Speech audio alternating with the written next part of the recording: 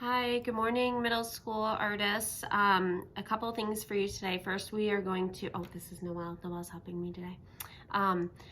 First, I want to share who had drawn which illustration for Pictionary. So this first drawing, Noelle can hold this up, was by Mrs. Harmon. Notice all the little details, the little guy fishing and all of these little small parts and pieces and the wonderful hot air balloons in the background. This was drawn by Mrs. Harmon.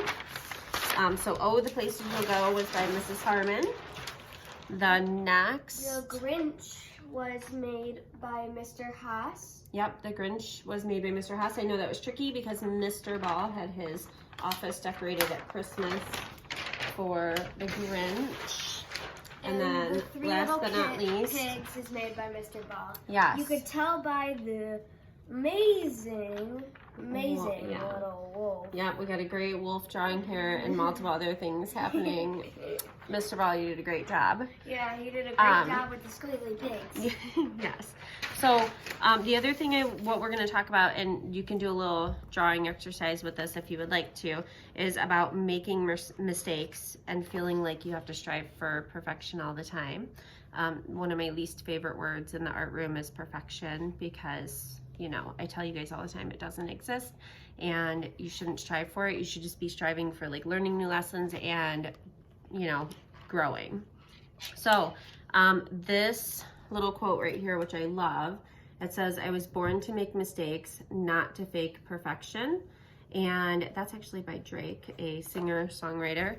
But I wanted to read a little part of this with you. When you make a mistake, your brain grows. Did you know that there is electrochemical activity in our brains that can only happen when we make a mistake? In fact, when you get something right, your brain does not grow. That's important to know. Like, that means the brain has already grown in that area. And then when you make a mistake, you struggle and have to think harder. This is when your brain grows the most. So guys, that's why it's really important to work on things that are more challenging, because making mistakes is how you learn. Like, that's exactly how the brain develops. So I love this little illustration here of like mistakes and the brain. And then on the next page, I was gonna ask Noelle really quick though, what's one example of a mistake you've made in art? I know you had one recently that we were talking about. What's something that's happened in art that made you...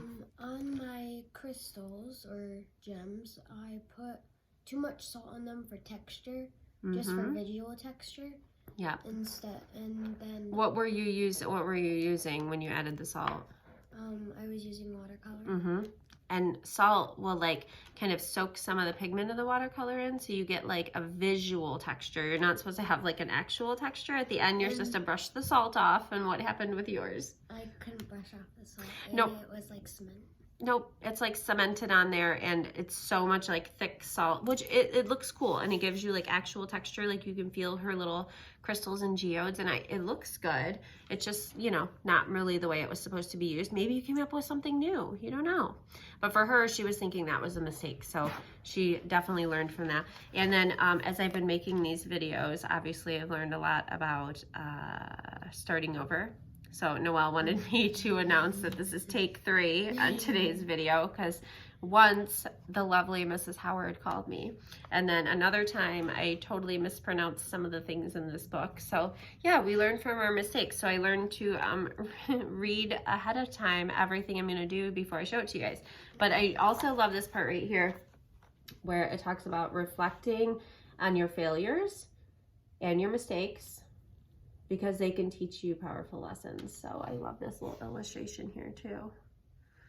So it's a person that's like failing and trying again and failing and trying again until they reach a goal. So that's super, super duper important for life lessons and for the art world. So what I would love for you guys to either draw or maybe even write a little, I don't know if some of you journal, but if you have like a journal, you could possibly talk about a mistake that you've made in art and how you learned from it. Or if you have some art supplies at home, I know some of us have made some serious mistakes when we've been drawing different things like faces or shoes or people. So you could try to build off of something that you learned from or a mistake that you made. So that was just like a little extra something for you guys today. I'm probably going to reference this book for a couple of days because it has some really cool lessons in it and things to think about. But I hope you guys are doing well. I hope you enjoyed Pictionary yesterday. Hopefully we'll have some guest appearances.